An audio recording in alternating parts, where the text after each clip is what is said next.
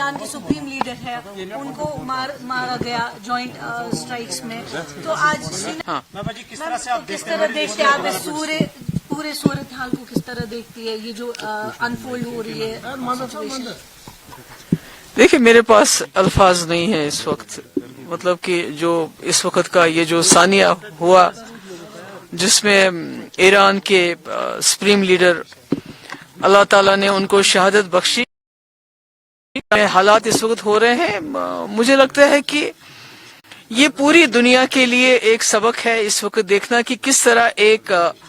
جو وار کرمنل ہے نیتن یاہو کس طرح وہ امریکہ کا استعمال کر رہا ہے، اس کو کٹ پتلی بنایا ہوا ہے اپنا مقصد حاصل کرنے کے لیے، اور اس کے بہت ہی دور انداز نتائج ہوں گے خاص کر ہمارے ریجن کے لیے، کیونکہ آپ دیکھتے ہیں ہمارے لاکھوں کے تعداد میں وہاں لوگ کام کرتے ہیں اس ریجن میں، گلف میں باقی جگہوں پہ بچے ہمارے پڑھتے ہیں وہاں پر، اور پیٹرول کی پرائسز، تو کہیں نہ کہیں ہمارا ملک جو ایک ابھرتا ہوا طاقت ہے تو اس کا ایک بڑا اچھا رول بنتا تھا اس وقت اس معاملے میں انٹروین کرنے میں اور ایک امن بحالی کرنے میں مدد کرنے میں، پر چونکہ حال ہی میں جو پالیسی رہی ہے سینٹرل گورنمنٹ کی وہ یک طرفہ رہی ہے جس کی وجہ سے ہمارا کوئی رول نہیں ہے، ہم کچھ بھی نہیں کر سکتے ہیں اس وقت، ہم بالکل ایک عام ملک کی طرف بن گئے ہیں. مگر میں سمجھتی ہوں کہ اس وقت جو ہمارے مسلم ممالک ہیں ان کو سمجھنا چاہیے کہ جو ایران ہے یہ آخری پلر ہے، آخری ستون ہے جو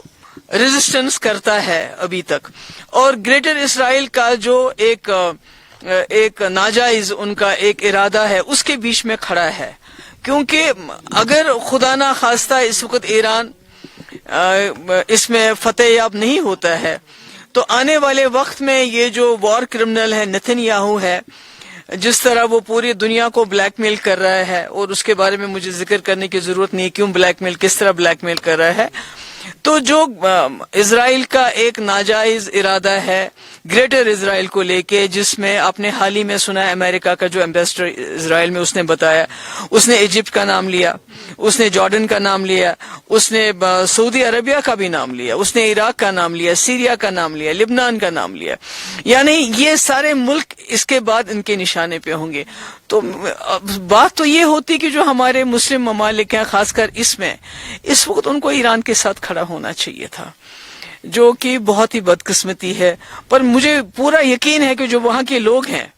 ان کا دل بھی ہماری طرح اس وقت رو رہا ہوگا جو ایران میں ہو رہا ہے، اور مجھے پورا یقین ہے جو ایران کی قوم ہے وہ بہت ہی ریزیلینٹ قوم ہے، ان کا مقابلہ کہیں نہیں ہے، اتنے سالوں سے وہ شیطانی طاقتوں کا ریزسٹ کر رہے ہیں ان کی،